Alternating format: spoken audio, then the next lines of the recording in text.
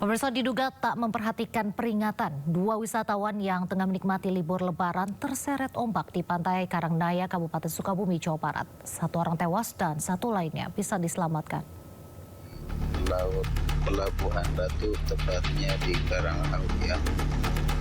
Di Karanghau ada dua orang.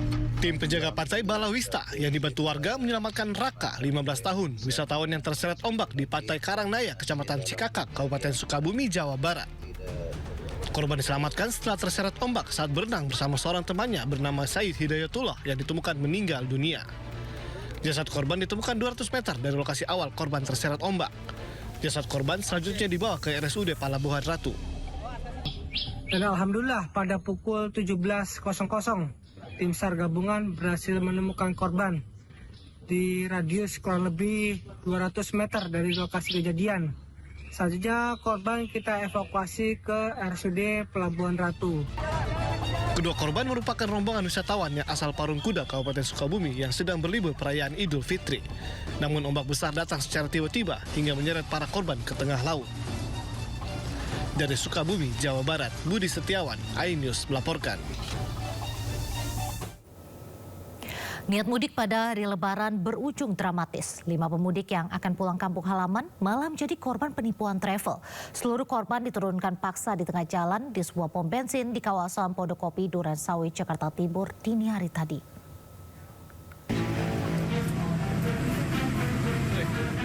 Lima orang pemudik asal Tangerang dan Jakarta ditemukan kebingungan usai diturunkan paksa sopir travel di pom bensin di kawasan Pondokopi, Durensawit, Jakarta Timur. Seluruh korban diduga menjadi korban penipuan sehingga niat untuk pulang ke kampung halaman harus kandas. Seluruh korban lalu dijemput keluarganya untuk kembali ke kediamannya masing-masing. Korban mengaku sudah membayar Rp350.000 untuk bayar mudik ke Jawa Tengah dengan cara ditransfer. Namun saat hari H, keberangkatan pihak travel sudah tidak bisa dihubungi. Sementara mobil yang diminta pihak travel untuk menjemput seluruh korban ternyata seorang driver online. Pelaku juga sudah mengatur jika seluruh korban hanya diantar di lokasi kawasan Pondok Kopi. Nomor nggak bisa dikontak, nomor hubung dia kita, alasannya. Oh gitu. Tapi kalau pembayaran sudah dibayar? Sudah dibayar via transfer semua. Terus mobil travelnya kemana setelah menurunkan abang ini kemana sekarang? Oh itu ada. Mereka nggak mau mengangkut. Dia dengan alasan dia hanya ngedrop.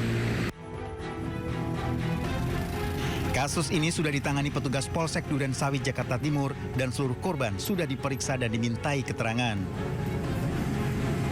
Dari Jakarta, Rio Manik, iNews melaporkan.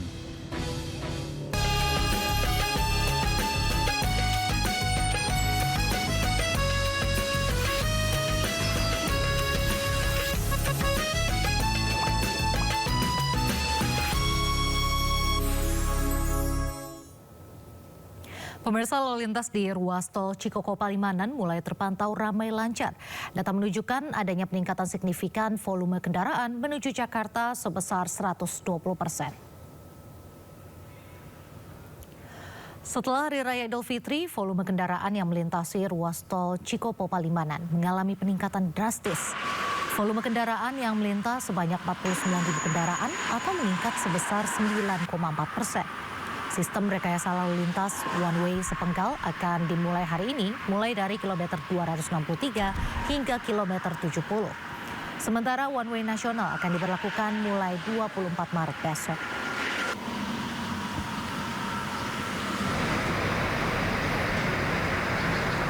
Sementara itu lalu lintas arus balik di gerbang tol Cikampek Utama ramai lancar di kedua arahnya. 2 hari setelah Lebaran belum ada penumpukan kendaraan di gerbang tol Cikampek Utama. Arus lalu lintas di kedua arah ramai lancar. Puncak arus balik diprediksi mulai terjadi besok. Sementara itu pemerintah menerapkan kebijakan work from anywhere pada tanggal 27 Maret. Warga pun diminta mengatur jadwal kepulangan di tanggal 26 hingga 28 Maret untuk mencegah terjadinya kepadatan lalu lintas.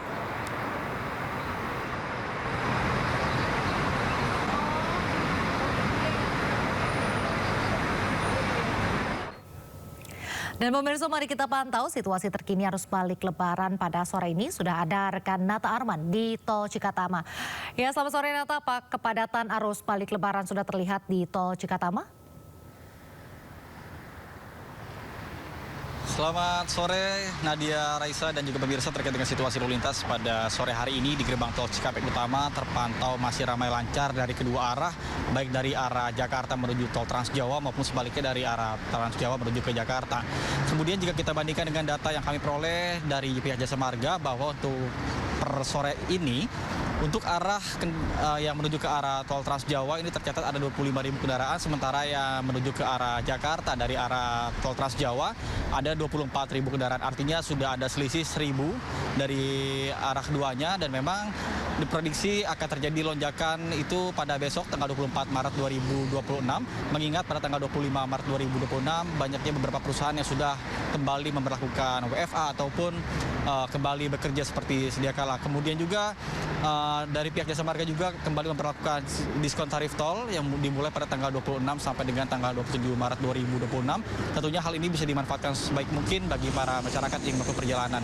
Kemudian ada pun beberapa hal juga yang memang menjadi dua klaster seperti itu untuk arus balik sendiri.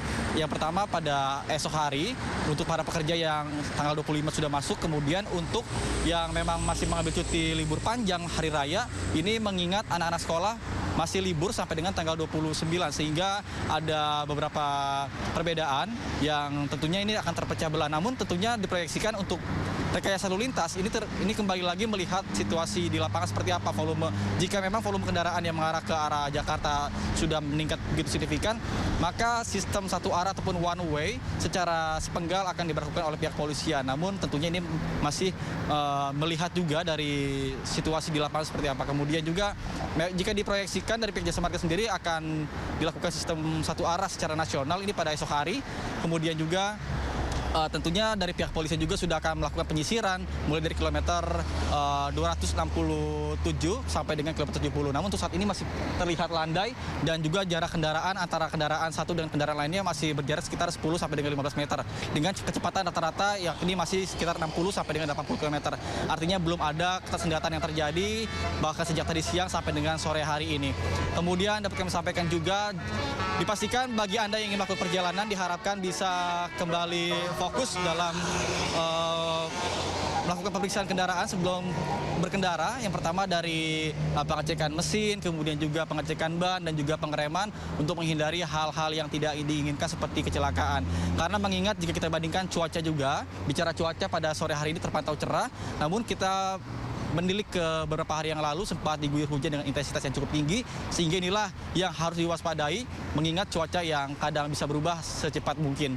Dan juga jika memang sudah mulai merasa kelelahan, diharapkan bisa istirahat sejenak di rest area yang sudah ada, ataupun jika memang Anda tidak kebagian rest area, dilarang untuk menggunakan bahu jalan agar nantinya tidak ada titik-titik yang menjadi rawan kemacetan. Sementara saya kembalikan pada Anda di studio, Raisa. Baik, terima kasih rekan Nata Arman di gerbang tol Cikatama, Karawang, Jawa Barat. Selamat bertugas kembali, sehat selalu.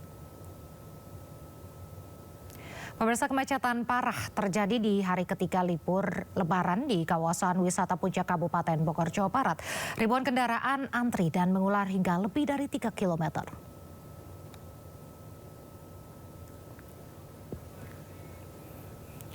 Ribuan kendaraan terjebak kemacetan parah dari eksit tol Ciawi hingga Megamendung, Kabupaten Bogor atau sepanjang 3 km di hari ketiga Lebaran. Jumlah volume kendaraan dari arah Jakarta menuju Puncak mengalami peningkatan sekitar 1.000 kendaraan dari kemarin atau naik 35%. Guna mengurai kemacetan parah, Satlantas Polres Bogor melakukan rekayasa lalu lintas 30 menit lebih awal dari hari sebelumnya pukul 7.30 menjadi pukul 7 tepat. Satu arah dari arah Jakarta menuju Puncak. Ribuan kendaraan didominasi roda 4 dan juga bus wisata melintas di jalur Puncak ini seiring dengan libur panjang libur Lebaran. Untuk hari ini sekitar 35%, namun saat ini masih kami hitung untuk yang per jamnya sekarang, sehingga dapat menjadi dasar bagi kami melakukan rekayasa lalu lintas. Hingga saat ini sudah berapa kendaraan yang melintas ke jalur puncak ini, Dan? Dapat kami laporkan, H-2 kemarin terdapat 80.000 kendaraan yang melintas dari jalur puncak. Untuk hingga saat ini, sampai dengan pukul 8.00 pagi, sudah ada 7.000 kendaraan yang melintas dari gerbang tol Ciawi. Sementara itu pemirsa, kepadatan kendaraan terpantau mengular di jalur wisata Cirebon Kuningan, tepat di eksit tol Ciperna Barat, Kabupaten Cirebon, Jawa Barat. Rekayasa sistem buka tutup diberlakukan untuk mengurai kepadatan. Ribuan kendaraan dari 3 arah, yakni menuju kota Cirebon, Kuningan, dan pintu keluar tol Ciperna Barat terjebak kemacetan parah di jalur wisata Cirebon Kuningan. Diperkirakan kepadatan sudah mengular hingga 3 km. Hari ketiga Lebaran, volume kendaraan terpantau tinggi menuju sejumlah pusat kuliner maupun objek wisata. Selain masih banyaknya pemudik yang melakukan perjalanan, kemacetan diperparah warga yang akan berwisata mengisi libur Lebaran. Satlantas Polresta Cirebon juga memberlakukan rekayasa arus dengan memutarkan kendaraan dari jalan baru agar tidak langsung lompat ke jalur Ciperna.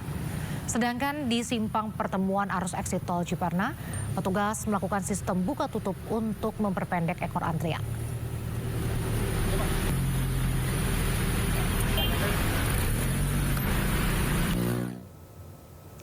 Puncak arus balik di jalur Gentong Tasikmalaya, Jawa Barat diprediksi akan terjadi pada sore ini. Dan langsung saja kita pantau situasi terkini. Kita sudah terhubung dengan rekan Ahmad Muharlin di sana. Selamat sore Muharlin, bagaimana pantauan arus balik Lebaran di jalur Gentong? Selamat sore Nadia dan juga pemirsa. Untuk situasi arus lalu lintas kendaraan di jalur selatan Lingkar Gentong Tasikmalaya, Jawa Barat, sore ini sudah mulai nampak terjadinya kepadatan dari kendaraan dari kedua jalur dari arah Tasikmalaya menuju Garut dan juga arah sebaliknya. Hal ini kemacetan terjadi akibat peningkatan dari mobilitas kendaraan pemudik, khususnya yang hendak pulang kembali ke kampung halamannya dari sejumlah daerah di Jawa Tengah yang akan menuju ke daerah di Jawa Barat. Yang memang hal ini sudah diprediksi oleh pihak kepolisian yang mengatakan jika peningkatan kendaraan atau lonjakan dari kendaraan pemudik akan diprediksi akan terjadi pada puncak arus balik di hari ketiga setelah Hari Raya Idul Fitri. Dan untuk itu padatan ini diperkirakan akan terjadi pada sore sampai dengan malam hari nanti.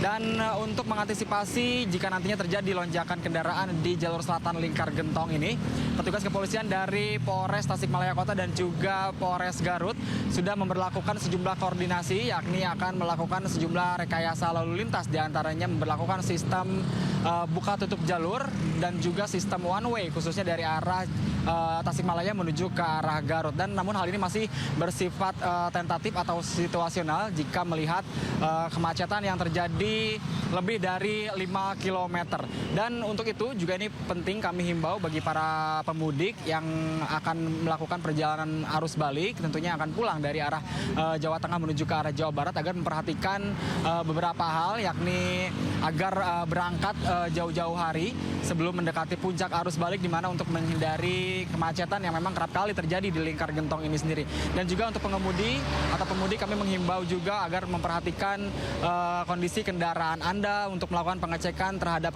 lampu kendaraan, kemudian sistem pengereman, dan juga memperhatikan kondisi cuaca yang sering berubah-ubah. Dan juga ini khususnya untuk Anda yang akan melakukan perjalanan arus balik pada malam sampai dengan dini hari. Dan selain itu juga kondisi fisik dari pengemudi, khususnya mengemudi kendaraan, ini harus tetap fit sehingga Anda bisa nyaman begitu melakukan perjalanan hingga nanti Anda bisa selamat sampai ke tujuan rumah masing-masing. Nadia.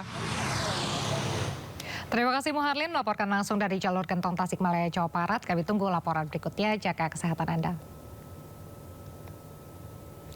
2 hari setelah Lebaran, arus lalu lintas di gerbang tol Kali Kangkung mulai ramai kendaraan yang menuju Jakarta.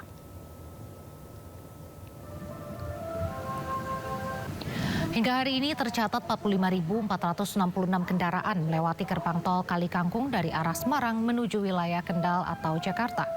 Sementara kendaraan dari Jakarta menuju Semarang sebanyak 30.888 kendaraan.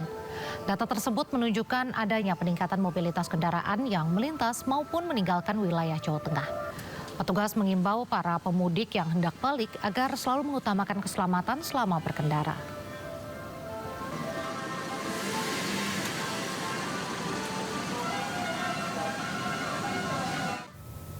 Langsung saja kita pantau situasi terkini arus balik lebaran di Tol Kali Kangkung Semarang, Jawa Tengah. Sudah ada rekan Amrina Rida di sana. Selamat sore Amrina, apakah kendaraan di jalur balik Tol Kali Kangkung sudah semakin ramai pada sore ini?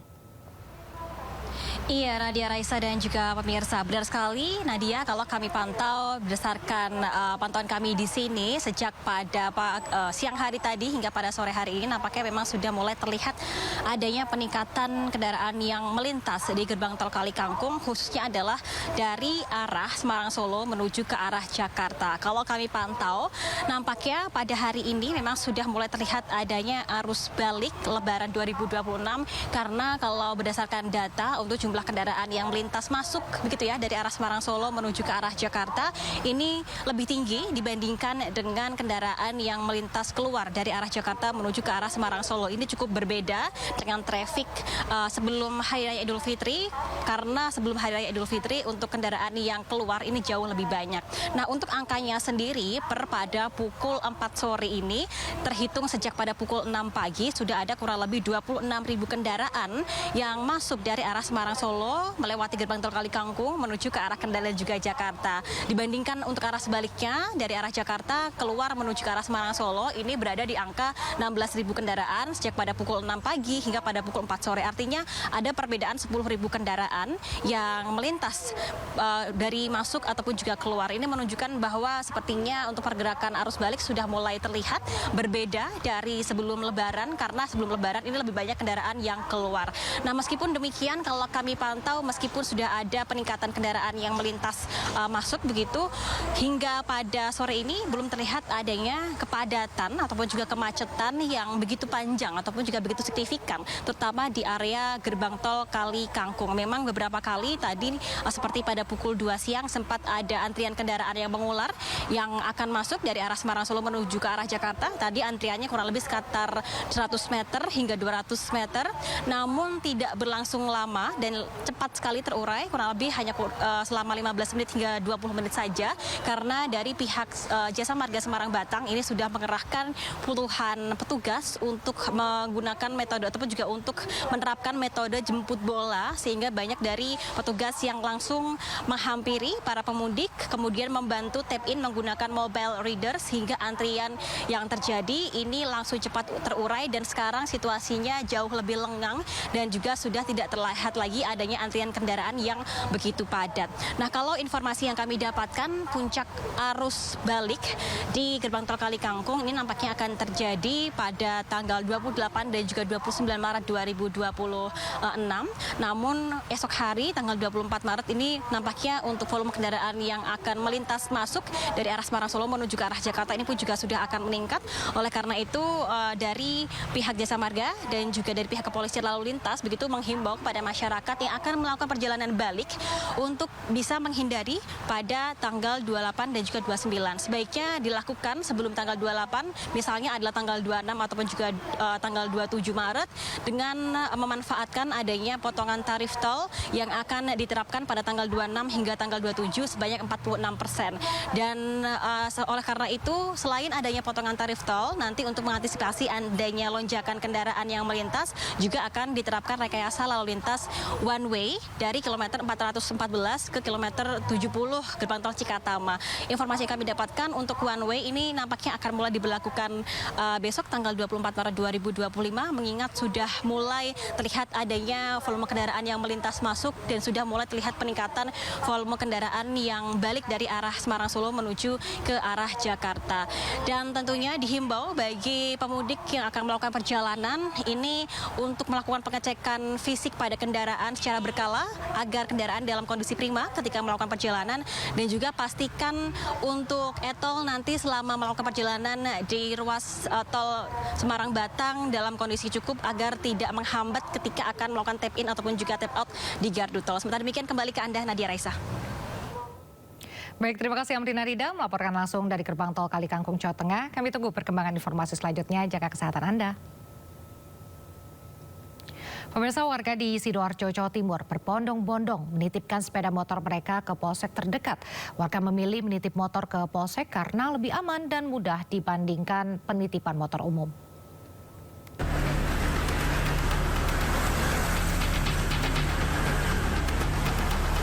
Polsek Balong Bendo, Sidoarjo ramai dikunjungi warga yang akan menitipkan sepeda motor.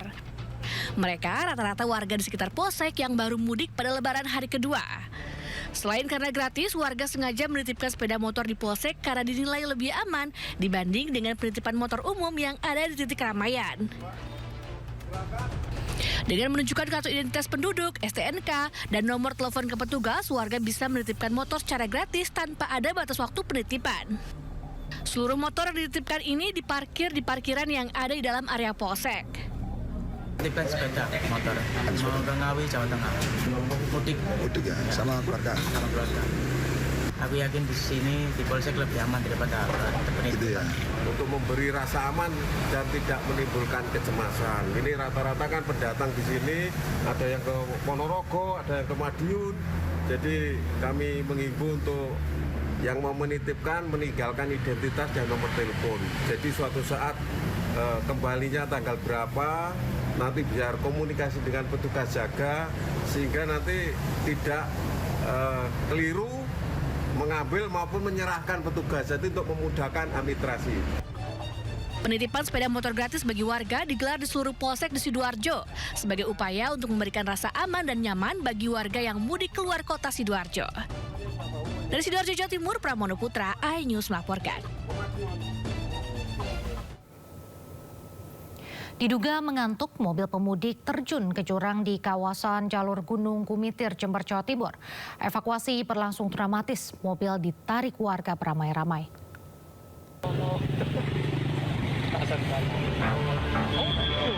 Sebuah mobil masuk jurang di kawasan Gunung Gumitir, Jember karena sopirnya mengantuk. Mobil melaju dari arah Lumajang ke Banyuwangi, namun mobil justru berjalan lurus meski dikelokan tajam hingga masuk jurang. Suami, istri, dan 3 anaknya di dalam mobil selamat. Evakuasi minibus berlangsung dramatis dibantu warga lantaran terjalnya lokasi, mobil juga ditarik truk lain. Mobil mengalami kerusakan di bagian depan. Arus lalu lintas sempat macet karena menunggu proses evakuasi. Dari Jember, Jawa Timur, Bambang Sugiarto, iNews melaporkan. Niat memotong jalan saat mudik, seorang pemuda di Tasikmalaya malah terjatuh ke jurang. Gara-gara mengikuti arahan aplikasi penunjuk jalan, korban justru masuk ke jalur terjal di kawasan Pertamina Geothermal Energy Kadipaten. Yang mengikuti Google Map perjalanan dari Bandung menuju Garut. evakuasi dalam. Seorang pemudik dievakuasi dari dalam jurang di kawasan Pertamina Geothermal Energy, Kabupaten Tasikmalaya, Jawa Barat. Saat evakuasi, petugas harus menuruni tebing curam dan menarik sepeda motor korban dengan tali tambang dari dasar jurang. Peristiwa ini menimpa Mateo, pemudik asal Tasikmalaya. Ia tersesat dalam perjalanan mudik dari Bandung menuju kota Garut.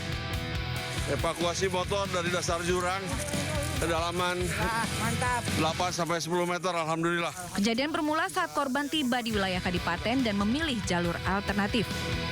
Dengan mengikuti arahan aplikasi penunjuk jalan dari ponselnya, korban berniat memotong perjalanan agar lebih cepat sampai tujuan. Namun rute tersebut malah membawa ia masuk ke jalur pegunungan di area Pertamina Geothermal Energy. Kondisi jalanan yang sempit, terjal hingga minim akses membuat korban kehilangan kendali.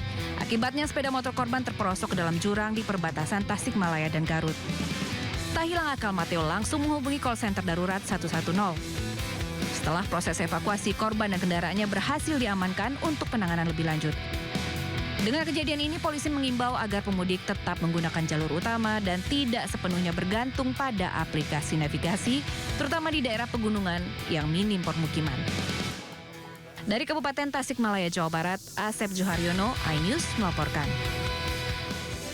Pemirsa, Pantai Ancol masih menjadi destinasi favorit masyarakat di momen libur Lebaran baik dari Jabodetabek maupun luar daerah. Beragam aktivitas seru dan harga tiket yang murah meriah menjadi daya tarik utama wisata pantai ini. Beginilah suasana libur lebaran di Pantai Ancol yang dipadati ribuan pengunjung sejak pagi hari. Beragam wahana permainan air menjadi pilihan favorit pengunjung, mulai dari perahu wisata, banana boat, hingga jet ski yang memacu adrenalin. Sebagian besar pengunjung datang bersama keluarga untuk menikmati suasana pantai. Kenapa milih Ancol? Karena di sini kan kebetulan keluarga pengen ke pantai. Nah, terus mudah dijangkau lah gitu. Aksesnya juga dari Banten lewat tol aja bisa nyampe sini. Tempat wisata Pantai Pangandaran, Jawa Barat ramai pengunjung di libur panjang Idul Fitri.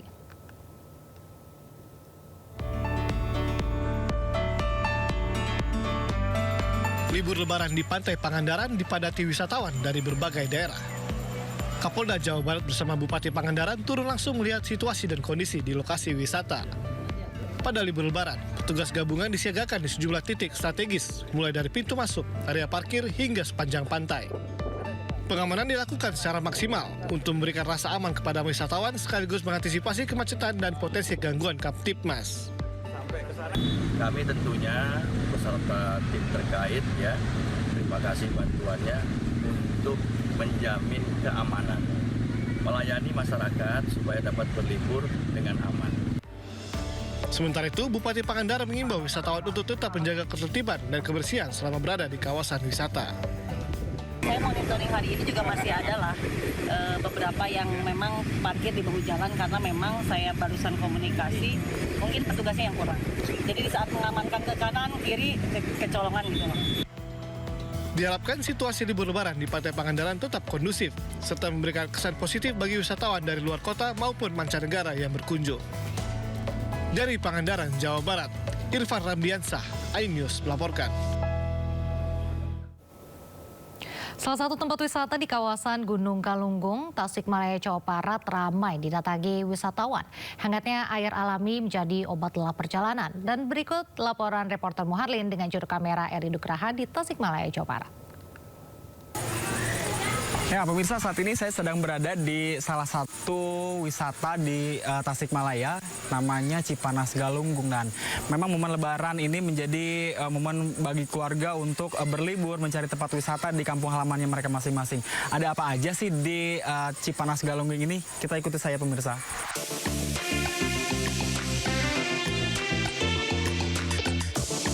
Hangatnya air belerang di kaki Gunung Galunggung seolah menjadi daya tarik bagi pemudik untuk mengisi libur lebaran. Terletak di Desa Linggajati, Kecamatan Sukaratu, Kabupaten Tasikmalaya, Jawa Barat. Wisata ini dipadati pengunjung sejak awal masa libur lebaran. Pengunjung didominasi wisatawan dari luar kota yang pulang kampung ke Tasikmalaya dan sekitarnya. Bagi wisatawan, kolam pemandian air panas ini tidak hanya menjadi tempat rekreasi, melainkan juga ruang untuk melepas lelah setelah berjam-jam bahkan berhari-hari berada di perjalanan. Berendam di air panas alami menjadi pilihan sederhana namun menyejukkan. Nuansa alam yang masih asri menjadi daya tarik utama dengan latar pegunungan dan udara sejuk khas Gunung Galunggung. Harga tiket masuk dan fasilitas yang terjangkau membuat tempat ini semakin digemari oleh semua kalangan. Karena mudik kan di sini, jadi setiap tahun saya ke sini. Iya. Kenapa milih wisata seperti ini? Karena dekat dari rumah. Terus ya murah lah. Masuk nih mandi air hangat. Kalau sumber mata air kita langsung dari sumbernya ada beberapa sapan yang langsung kita tampung dan dialirkan ke bak penampungan dan langsung ke kolam. Dan ada juga yang langsung kita di pemandian alam, ada yang langsung dari sumbernya kita pakai saluran peralon dan dialirkan langsung ke kolamnya juga. Di kawasan Cipanas Galunggung, ada beragam pilihan kolam air panas yang bisa dinikmati sesuai selera. Setiap kolam memiliki karakteristik masing-masing, namun semuanya tetap mengandalkan kehangatan air belerang sebagai daya tarik utama. Ya, pemirsa, selain sebagai tempat wisata, berendam di kolam pemandian air panas Galunggung ini juga bisa mengobati berbagai macam penyakit seperti gatal-gatal dan juga penyakit kulit lainnya. Dan bisa juga sebagai terapi bagi Anda yang sulit tidur atau insomnia, ini cukup berendam 15 menit saja di kolam ini. dan begitu Anda akan merasakan relaksasi tubuh dan bisa tidur dengan nyenyak pada malam harinya. Dari Kabupaten Tasikmalaya, Jawa Barat, Muharlin Eri Nugraha, iNews melaporkan.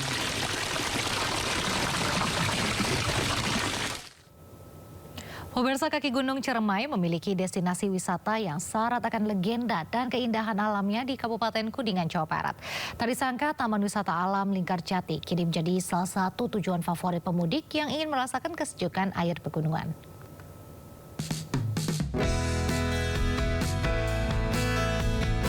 Salah satu lokasi wisata yang menjadi favorit pemudik di kawasan Kuningan adalah Taman Wisata Alami Linggarjati. Saat memasuki lokasi wisata ini, kita akan disambut jernihnya kolam ikan yang menjadi rumah ikan Canora bodas atau ikan dewa.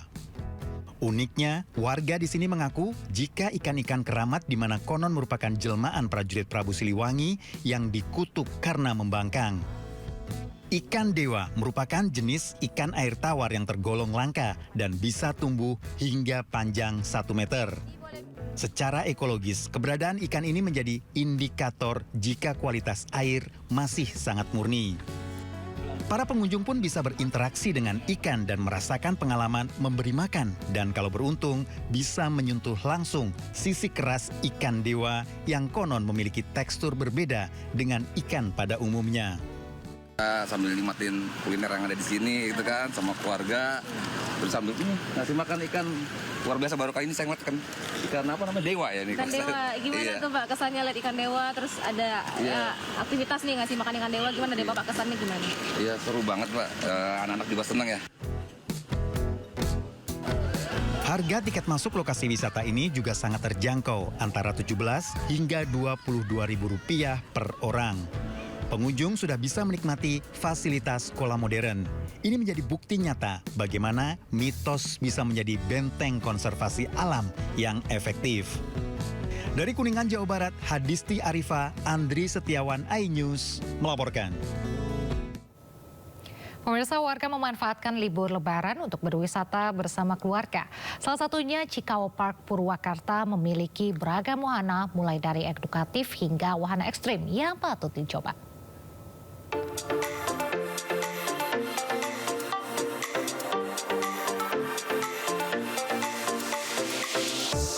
Cikau Park di Purwakarta, Jawa Barat menjadi salah satu rekomendasi destinasi wisata untuk mengisi libur lebaran. Warga bersama keluarga beramai-ramai memadati wisata menarik ini. Di sini, anak-anak hingga orang dewasa dapat menikmati berbagai wahana bermain, seperti wahana air atau kolam renang, kolam ombak, dan juga bermain kano. Selain bermain air, pengunjung bisa bermain di Taman Satwa. Anak-anak bisa belajar dan berinteraksi dengan aneka hewan. Lebih seru sih buat anak-anak kan, ramah, jadi banyak anak-anak bisa pada main air sekalian gitu. Tadi 50.000 sih per orang.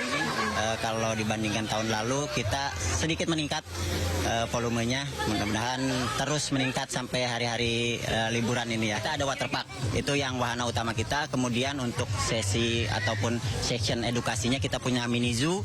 Kemudian setelah itu ada untuk orang-orang yang suka swafoto, kita punya area indoor juga, namanya Rumah Ilusi. Desainnya juga nyaman buat anak-anak tentunya. Kalau orang tua kan biasanya ngikut ya. Bagi Anda yang suka memacu adrenalin, rainbow slide dan ATV off-road patut dicoba. Bermain ATV, pengunjung bisa melewati medan yang tajam sambil menikmati pemandangan alam nan indah. Dengan harga terjangkau dan lokasi yang mudah diakses, Cikau Park kian ramai warga menghabiskan libur lebaran bersama keluarga.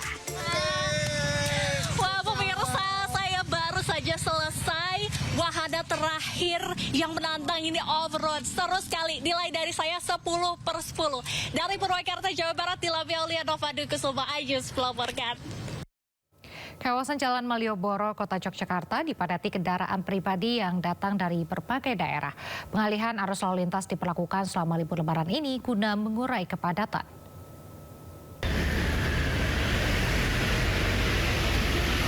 Pemudik memanfaatkan waktu libur lebaran untuk berwisata, salah satunya di kawasan Malioboro, Yogyakarta.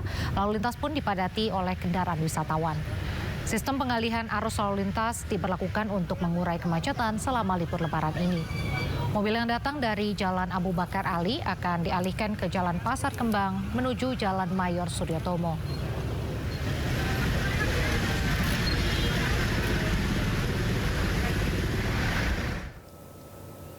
Candi Borobudur masih menjadi pilihan wisatawan dari berbagai daerah di Magelang, Jawa Tengah. Warga memilih Candi Borobudur untuk mengenalkan sejarah dan warisan leluhur kepada anak-anak.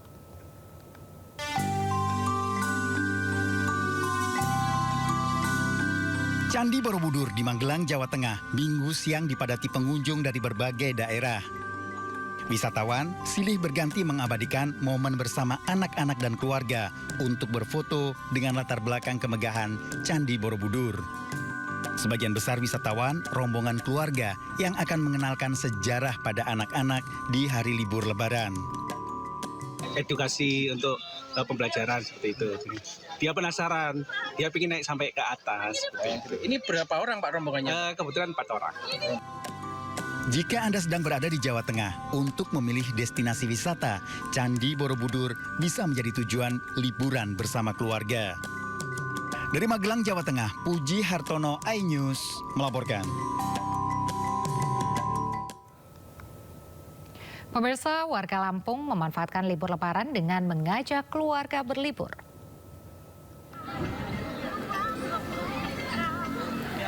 Krakatau Park Lampung dipadati pengunjung dari berbagai daerah. Dalam rangka libur Lebaran, banyak masyarakat yang mengajak keluarganya untuk berwisata. Krakatau Park merupakan taman bermain terbesar di Lampung dengan harga tiket masuk dibanderol Rp65.000 hingga Rp200.000 untuk tiket terusan. Taman wisata ini buka dari jam 9 hingga jam 17 waktu Indonesia Barat.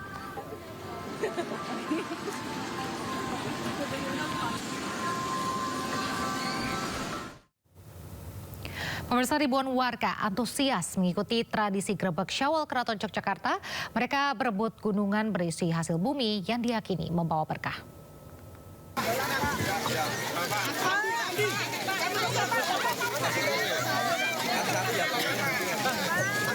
Ribuan warga Yogyakarta antusias mengikuti tradisi Grebek Syawal Keraton Ngayogyakarta Hadiningrat dengan berebut gunungan berisi hasil bumi.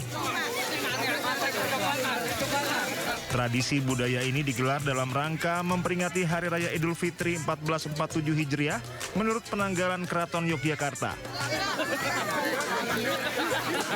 Sejak pagi, masyarakat telah memadati kawasan Keraton Ngayogyakarta Hadiningrat untuk menyaksikan prosesi arak-arakan 7 gunungan yang dikawal prajurit keraton.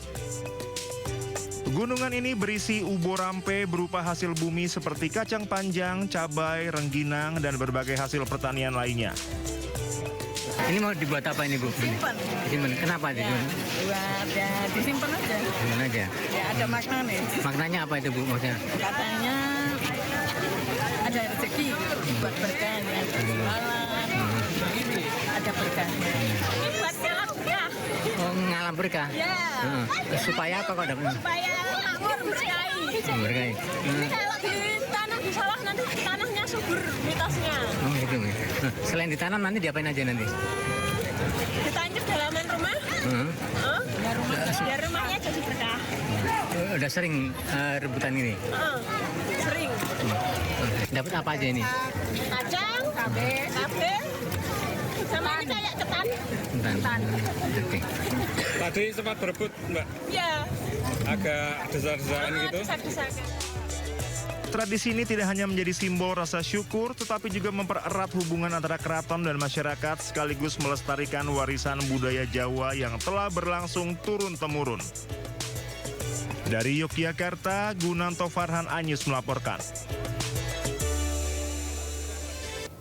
Kembali di Sindo Sore Pemirsa, pemerintah Indonesia akan mulai memperlakukan work from home bagi ASN dan karyawan swasta usai masa libur Lebaran. Kebijakan ini untuk menekan konsumsi energi nasional di tengah tren kenaikan harga minyak mentah dunia di tengah membaranya Perang Timur Tengah.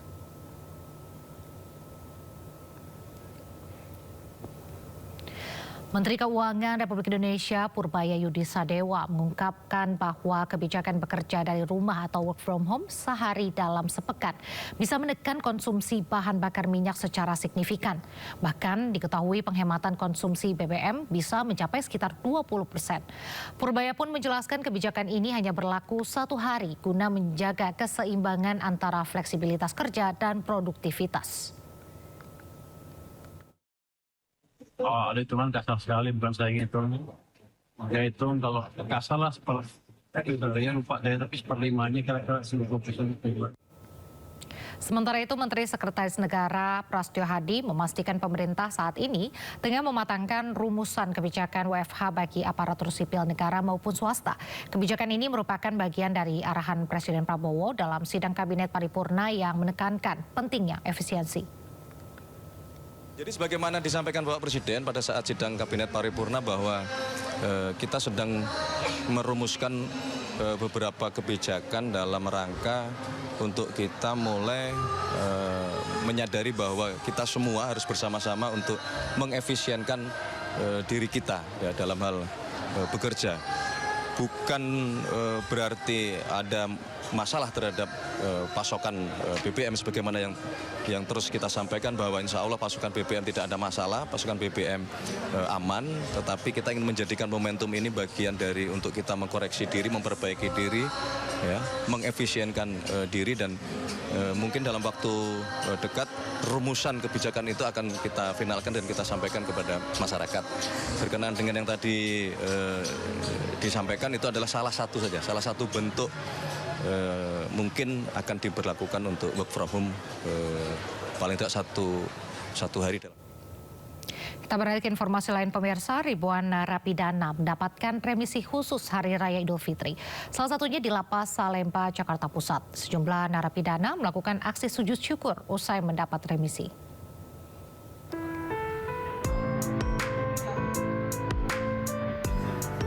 Belasan narapidana Rumah Tahanan Kelas 1 Salemba, Jakarta Pusat melakukan aksi sujud syukur usai mendapat remisi Idul Fitri. Sujud syukur ini merupakan bentuk ungkapan syukur di hari kemenangan. Remisi khusus 2 atau langsung bebas yang diberikan Kementerian Imigrasi dan Pemasyarakatan membuat mereka bisa merayakan Lebaran bersama keluarga. Dari total 1.096 narapidana yang beragama Islam, sebanyak 803 diantaranya mendapat remisi Hari Raya dengan rincian remisi khusus 1 dengan masa potongan hukuman 15 hari hingga 2 bulan yang diberikan kepada 787 narapidana. Sementara remisi khusus 2 atau langsung bebas diberikan kepada 13 narapidana. Rata-rata yang mendapat remisi khusus 1 dan 2 adalah narapidana kasus korupsi, narkotika, dan kejahatan lain. Ini dapat remisi alhamdulillah, RK2 ya? Iya. Rutan Salemba memberikan saya remisi 2 bulan, Pak. Pak, berarti langsung bebas hari ini? Bebas, Pak, alhamdulillah. Mau kemana rencananya? Rencana saya mau ke Surabaya, Pak. Tapi nggak punya ongkos, bingung. Perlu diketahui bahwa RK2 ini adalah narapidana yang bebas karena masa pidananya habis dipotong oleh remisi. Jadi hari ini ada 13 orang yang langsung pulang karena mendapatkan remisi khusus Hari Raya Idul Fitri. Sementara itu sebanyak 155.908 narapidana di Lapas Narkotika Kelas 2A Gunung Sindur, Kabupaten Bogor, Jawa Barat juga mendapat remisi Hari Raya. Selain itu, sebanyak 1.123 anak binaan juga menerima pengurangan remisi khusus. Pemberian remisi khusus dan pengurangan masa pidana diharapkan menjadi motivasi bagi seluruh warga binaan untuk terus berperilaku baik, serta mempersiapkan diri kembali di tengah masyarakat. Dari Jakarta dan Bogor, Rani Sanjaya, Iwan Setiawan, iNews melaporkan. Tersangka kasus dugaan korupsi kuota haji mantan Menteri Agama Yakut Khalil Qomas diduga tidak berada di dalam rumah tahanan KPK sejak hari Kamis lalu. Hal itu diungkapkan oleh istri mantan Wakil Menteri Ketenagakerjaan Immanuel Ebenezer.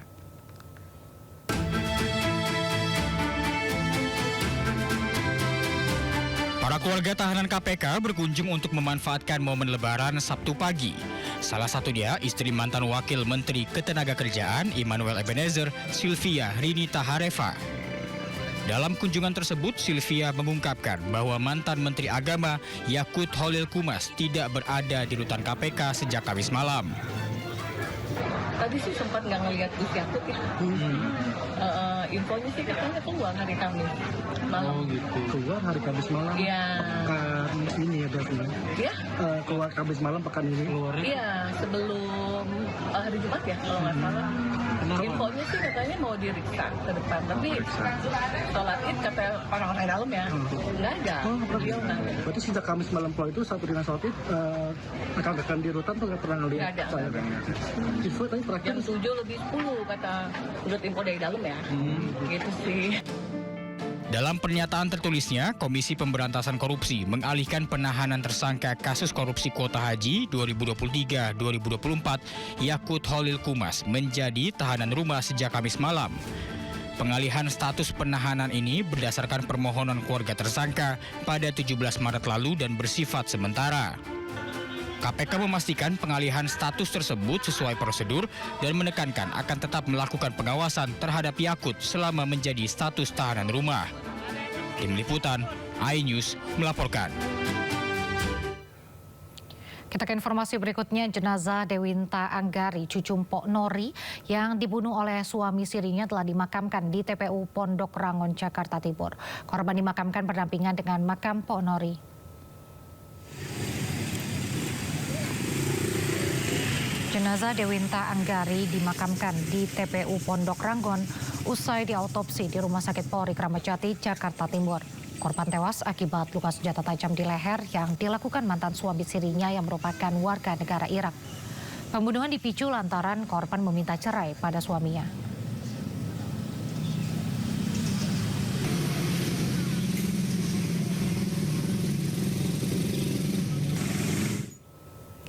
Sebelumnya pemirsa, gegara cemburu cucu Pok Nori dibunuh suami siri yang merupakan warga negara Irak di kamar kosnya di Cipayung, Jakarta Timur.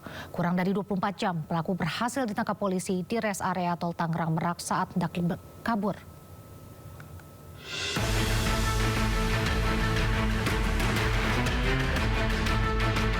Dewinta Anggari, cucu dari komedian sekaligus seniman Mpok Nori, ditemukan tewas bersimbah darah dengan luka sayatan senjata tajam di bagian leher di kamar kosnya di Jalan Darman Bambu Apus, Cipayung, Jakarta Timur. Melalui rekaman kamera pengawas, terduga pelaku berinisial F warga negara Irak yang merupakan suami siri korban sering mondar-mandir di sekitar lokasi korban tinggal. Karena dugaan kita juga pertama langsung mengarah ke dia sih, soalnya karena dia minta rujuk tapi kakak saya nggak mau. Kayak dia emang inian mungkin, soalnya dilihat dari CCTV pun dia sudah lama untuk mintai sih. Sama tadi sih pas warga bilang katanya emang setiap kakak saya keluar dari rumah itu cowok itu selalu ngikutin. Fuad kan? Namamu siapa? Fuad. Sini turun. Turun kau Fuad. Polisi dari Subdit Resmo Polda Metro Jaya berhasil menangkap pelaku di res area Tol Tangerang Merak saat hendak melarikan diri. Dari hasil pemeriksaan, motif dibalik pembunuhan ini adalah cemburu. Memasuki pernikahannya di tahun ke-8, korban diduga memiliki orang ketiga. Beberapa kali tersangka memergoki korban bersama dengan pria lain hingga akhirnya kerap terjadi keributan. Motif dibalik pembunuhan karena tersangka cemburu dengan korban. Tersangka merupakan suami siri korban, beberapa kali memergoki korban sedang menjalin hubungan dengan pria lain. Hingga akhirnya terjadi keributan dan perkelahian antara tersangka dan korban yang menyebabkan korban tewas dengan luka senjata tajam di bagian leher. Usai membunuh korban, tersangka rencananya akan melarikan diri ke negara asalnya di Irak. Atas perbuatannya, tersangka dijerat dengan pasal pembunuhan dengan ancaman pidana 15 tahun penjara. Dari Jakarta Selatan, Den Helmi Sajangbati, iNews melaporkan.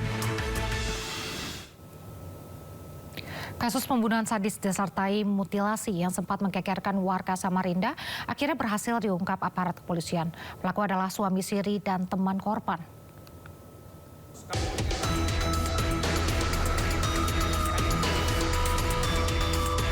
Satreskrim Polresta Samarinda membekuk pelaku pembunuhan dan mutilasi di pelataran sebuah masjid.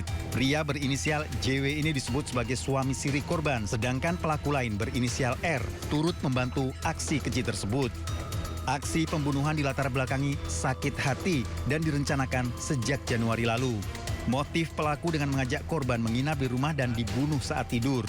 Korban dianiaya dua pelaku dengan potongan kayu ulin hingga tewas. Kemudian jasadnya dipotong menjadi 7 bagian.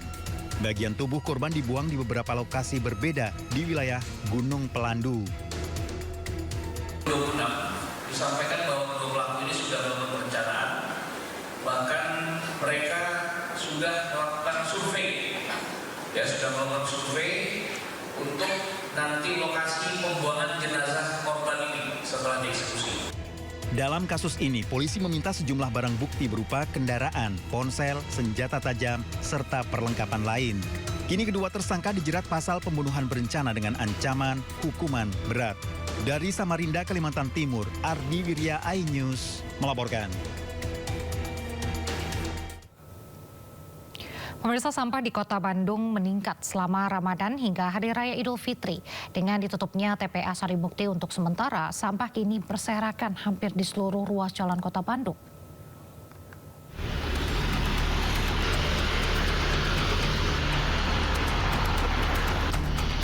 Tumpukan sampah berserakan hampir di seluruh jalanan pusat Kota Bandung. Sampah plastik dan rumah tangga menumpuk di bahu jalan. Wali Kota Bandung, Muhammad Farhan, mengakui produksi sampah harian di Kota Bandung mencapai 1.600 hingga 1.800 ton selama Ramadan hingga Hari Raya Idul Fitri. Tingginya volume sampah merupakan konsekuensi dari aktivitas sosial dan ekonomi masyarakat yang dinamis. Pemerintah Kota Bandung telah mengembangkan berbagai program berbasis partisipasi masyarakat, mulai dari tingkat kewilayahan hingga penguatan petugas kebersihan. Ya, sekarang ini sekarang kita fokus selama 3 hari itu pengangkutan semua penumpukan sampah di jalan-jalan, karena itu setiap 3 jam pasti terjadi. Jadi kita akan pengangkutannya setiap 3 jam.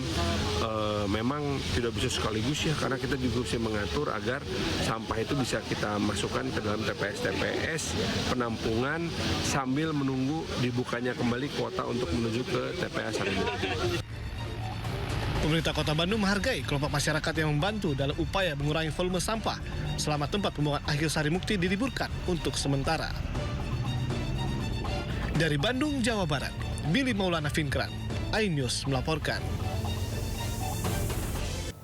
Pemirsa, selama masa angkutan Lebaran hingga 30 Maret mendatang, 185.000 tiket kereta cepat Wush telah terjual. Selama libur Lebaran, pengguna kereta cepat Wush dapat memiliki berbagai promo menarik di 20 destinasi wisata terdaftar, mulai dari diskon hingga biaya masuk gratis.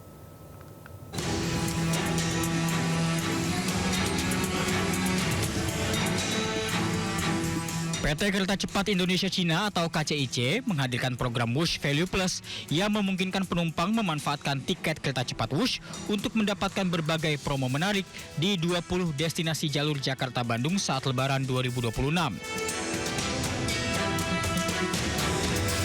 Promo Wush Value Plus dapat diperoleh dengan menunjukkan tiket Wush, baik e-tiket maupun tiket cetak di seluruh mitra yang berpartisipasi. Mengajak seluruh pengguna jasa Wush yang memanfaatkan ataupun menggunakan Wush di momen libur Lebaran ini dapat memanfaatkan tiket Wush-nya untuk mendapatkan promo menarik di berbagai destinasi wisata yang sudah bekerja sama dengan KCIC. Karena ada 20 destinasi wisata ataupun penginapan dan juga kuliner, di mana ketika penumpang menggunakan tiket Wush itu bisa mendapatkan free entry, diskon ataupun juga promo menarik lainnya. Promo Wush Value Plus dapat diperoleh dengan menunjukkan tiket Wush, baik e-tiket maupun tiket cetak di seluruh mitra yang berpartisipasi. Secara kumulatif, penjualan tiket Wush selama masa angkutan Lebaran pada periode 13 hingga 30 Maret 2026 telah mencapai sekitar 185.000 tiket dan diproyeksikan akan terus meningkat seiring mendekati puncak arus perjalanan. Tim Liputan, iNews melaporkan. Pada hari ketiga Lebaran, stasiun Pasar Senen Jakarta Pusat ternyata masih ramai pemudik meski arus balik juga sudah dimulai. Pemudik memadati sejumlah sudut stasiun Senen menunggu jadwal keberangkatan menuju kampung halamannya masing-masing. Pihak PT Kereta Api Indonesia sudah melakukan pengaturan menjaga kelancaran antara arus penumpang mudik dan balik di stasiun. Petugas juga terus disiagakan di sejumlah titik untuk membantu penumpang baik dalam proses keberangkatan maupun kedatangan. Diperkirakan pada Lebaran hari ketiga ini arus balik sudah mulai terjadi dari sejumlah wilayah di Jawa Tengah. Diperkirakan para penumpang yang balik ke ibu kota ini untuk menghindari kepadatan saat terjadinya puncak arus balik yang diperkirakan pada hari Minggu nanti.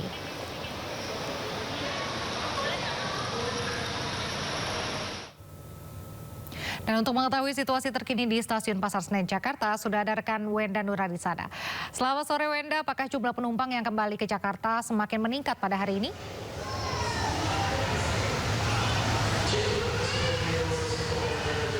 Selamat sore Nadia dan juga pemirsa. Untuk situasi terkini di Stasiun Pasar Senen saat ini memang masih menunjukkan keramaian, bahkan angka keberangkatan ataupun calon penumpang yang akan berangkat dari Stasiun Pasar Senen juga ini angkanya masih cukup tinggi, yakni di angka 19.000 calon penumpang yang akan diberangkatkan. Dan selain itu Nadia, untuk angka kedatangan sendiri sebetulnya memang sudah mulai meningkat dan peningkatan jumlah penumpang yang datang di Stasiun Pasar Senen ini sudah terjadi sejak hari kemarin, yakni hari kedua Lebaran Idul Fitri, di mana untuk jika hari kemarin ini ada sebanyak 15.000 penumpang yang tiba di Stasiun Pasar Senen, namun hari ini akan ada lebih dari 16.000 penumpang yang akan tiba. Dan angka ini memang meningkat dan akan terus meningkat jelang puncak arus balik Lebaran 2026. Dan selain itu dari PT KAI juga sudah menetapkan bahwa untuk periode arus mudik dan juga arus balik ini akan terjadi dari tanggal 11 Maret hingga tanggal 1 April 2026, dan hingga saat ini masih ada ketersediaan tiket ataupun tempat duduk yang masih tersedia kurang lebih di angka 200.000 tiket. Jadi untuk Anda pemirsa yang masih ingin melakukan perjalanan jarak jauh menggunakan mode transportasi kereta api khususnya akan berangkat dari daerah operasi 1 PT KAI, diharapkan untuk segera membeli tiket perjalanannya karena memang untuk tiketnya ini meskipun masih tersedia tapi memang sangat tipis dan akan terus menipis per harinya begitu.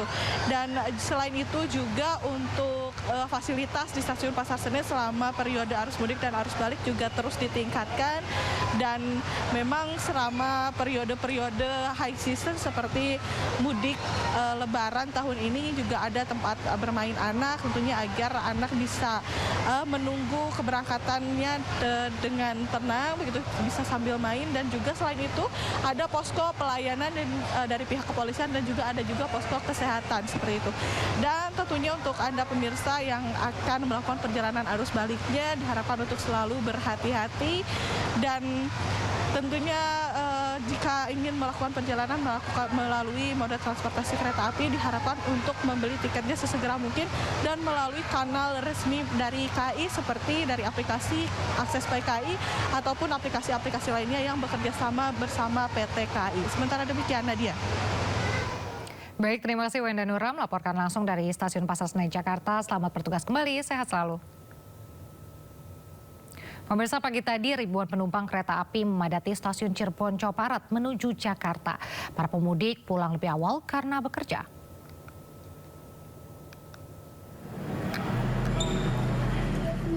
Ribuan penumpang kereta api di Stasiun Cirebon, pemudik yang akan melakukan keberangkatan menuju sejumlah stasiun di Daop 1 Jakarta. Sebagian besar penumpang mengaku berangkat lebih awal agar dapat istirahat beberapa hari di perantauan sebelum kembali bekerja. Tak ada kursi tersisa di sejumlah kereta api yang diberangkatkan. Para penumpang telah melakukan pemesanan tiket sejak jauh hari agar tak kehabisan. Kepadatan calon penumpang masih terus terjadi hingga nanti malam mengingat semua tiket dengan tujuan Jabodetabek sudah habis terjual. Dari Cirebon, Jawa Barat, Mahardika, iNews melaporkan. Pemirsa, 2 hari setelah Lebaran, lalu lintas di Pelabuhan Bakauheni, Lampung terpantau lengang. Puncak arus balik diprediksi terjadi pada 28 dan 29 Maret 2026. Arus lalu lintas di Pelabuhan Bakauheni Lampung terpantau normal cenderung lengang.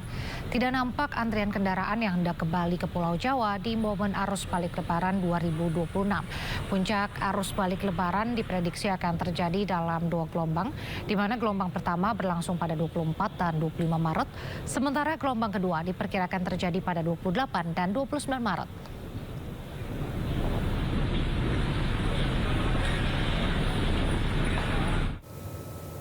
Untuk mengetahui situasi terkini di Pelabuhan Bakauheni, sudah ada rekan Bagus Prastia di lokasi. Selamat sore Bagus, bagaimana kepadatan masyarakat yang kembali ke Merak dari Pelabuhan Bakauheni? Baik, Nadia dan juga pemirsa, dapat kami informasikan situasi terkini arus balik 2026 di momen Lebaran di Pelabuhan Bakauheni Lampung.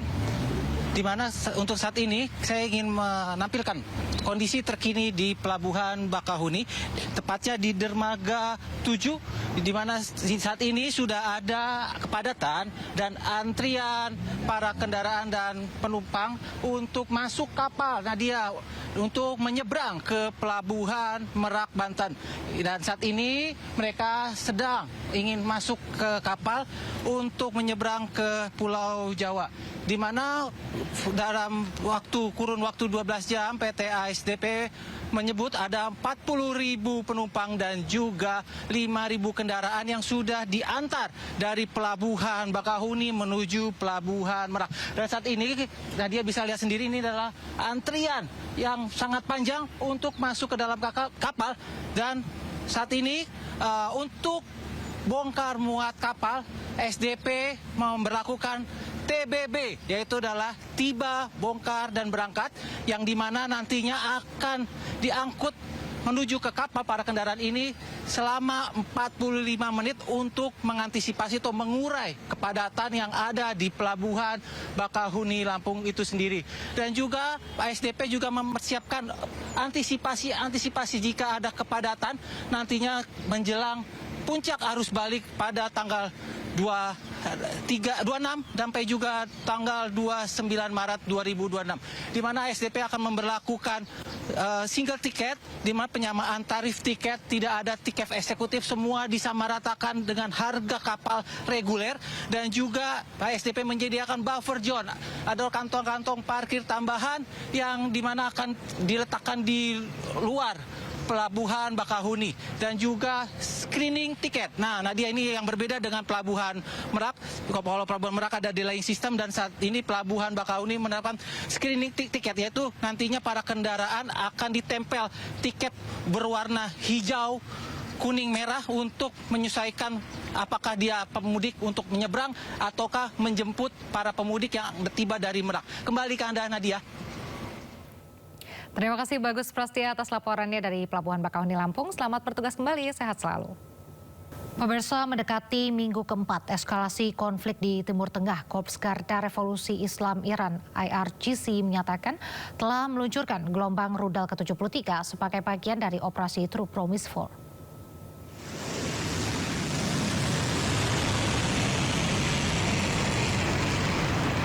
Sabtu malam waktu setempat, Korps Garda Revolusi Islam Iran menayangkan peluncuran gelombang rudal terbaru mereka, yakni gelombang rudal ke-73. IRGC mengatakan gelombang serangan terbaru ini telah menghantam situs militer dan keamanan di Arad, Dimona, Eilat, Beersheva, dan Kiryat Gat. Menggunakan rudal super berat berpemandu presisi Fatah, Gadar, dan Emad, serta pesawat nirawak drone. Selain menargetkan sejumlah titik di Israel, gelombang serangan terbaru Iran juga menargetkan pangkalan-pangkalan Amerika Serikat di sejumlah wilayah berbeda.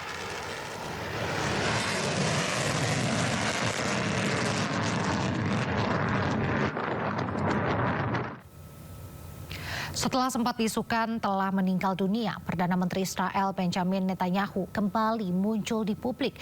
Kali ini Netanyahu mengecek lokasi terdampak serangan Iran di Dimona, Israel Selatan.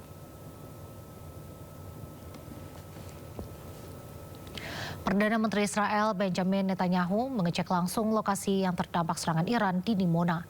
Netanyahu melihat kerusakan dan mengecek kondisi warga di sana. Netanyahu mengingatkan warganya untuk masuk ke dalam bunker bila peringatan serangan terjadi. Kemunculannya kali ini sekaligus menjawab isu bahwa dirinya tewas akibat serangan Iran. Netanyahu juga menegaskan bunker-bunker di penjuru Israel siap melindungi warganya dari serangan Iran. אני פה בדימונה עם ראש העיר בני ביטון, אבל אני רואה פה בדיוק מה שראיתי בערד ומה שאני רואה מתחילת המלחמה. מי ששומע התראה ושומע אזעקה ונכנס למרחב מוגן, או לממ"ד או למקלט, לא קורה לו שום דבר. היה מקרה אחד חריג, אחד, כשטיל חדר בדיוק על המקלט, מקלט ישן, 2 אנשים נהרגו, כל השאר ניצלו. מאז כל מי שנמצא בממ"ד, כל מי שנמצא במרחב מוגן, לא קורה לו כלום. Sebelumnya rudal Iran dilaporkan menghantam fasilitas nuklir Israel dan sejumlah tempat tinggal di Dimona, Israel Selatan. 23 orang terluka dalam serangan tersebut.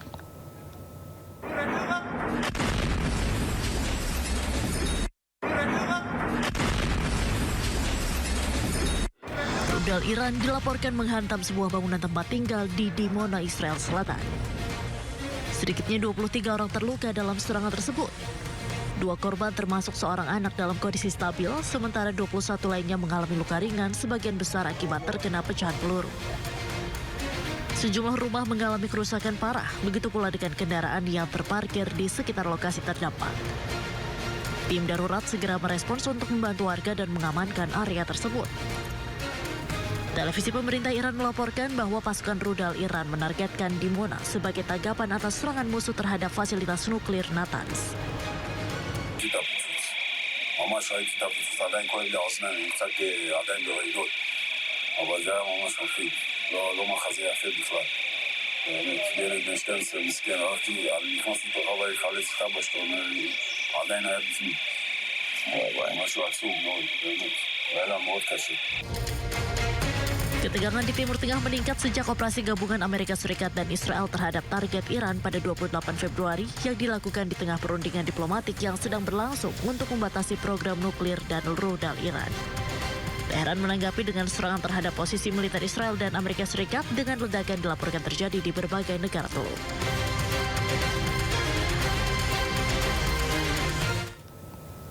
Sementara 8 orang tewas dan puluhan orang terluka akibat serangan rudal Iran di Arad, Israel Selatan.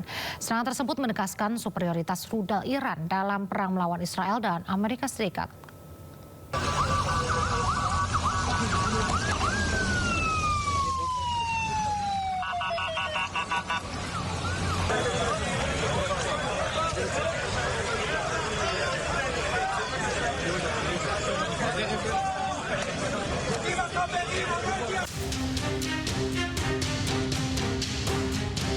Iran melancarkan serangan rudal ke wilayah selatan Israel. Sebuah rudal hipersonik dengan setengah ton bahan peledak menghantam 3 bangunan tempat tinggal di Arad. Ledakan tersebut menyebabkan sedikitnya 75 orang terluka dan 2 orang hilang. Ledakan tersebut menyebabkan sedikitnya 8 orang tewas, 75 orang terluka, dan 2 orang hilang. Pasukan tentara Israel membantu mengevakuasi orang-orang yang terluka dari bawah reruntuhan. Sementara tim penyelamat dan pertahanan sipil melanjutkan operasi di berbagai lokasi. Sedangkan rumah sakit di Beersheba kewalahan menerima korban luka.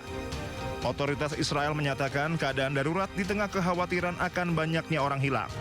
Masyarakat diminta pergi ke rumah sakit dan menyumbangkan darah.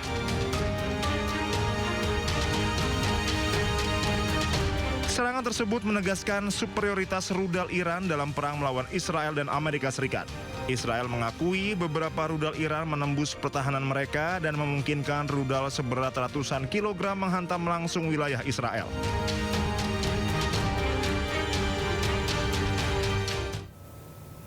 Pemirsa, Iran tak kenal menyerah membalas serangan-serangan Amerika Serikat dan Israel. Usai kilang minyaknya dibom Israel, Iran membalas dengan merudal kilang minyak terbesar Israel di Haifa.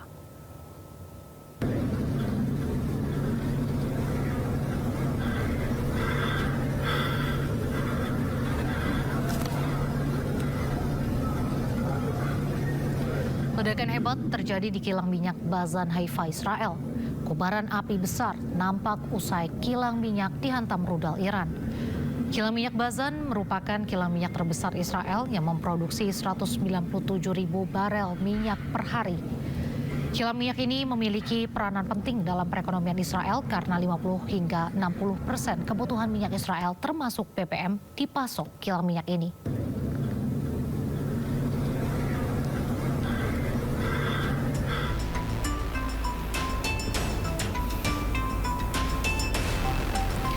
Sementara itu, pemirsa, rudal Iran menghantam lokasi kontainer milik Israel. Kebakaran besar pun tak terhindarkan. 15 kontainer dilaporkan hancur. Kontainer-kontainer pengiriman terbakar di area pantai Shemen, Haifa. Petugas kebakaran berupaya memadamkan api. Upaya pemadaman pun diperkirakan memakan waktu 2 hari pasca insiden. Kerugian ditaksir mencapai 1,7 juta euro.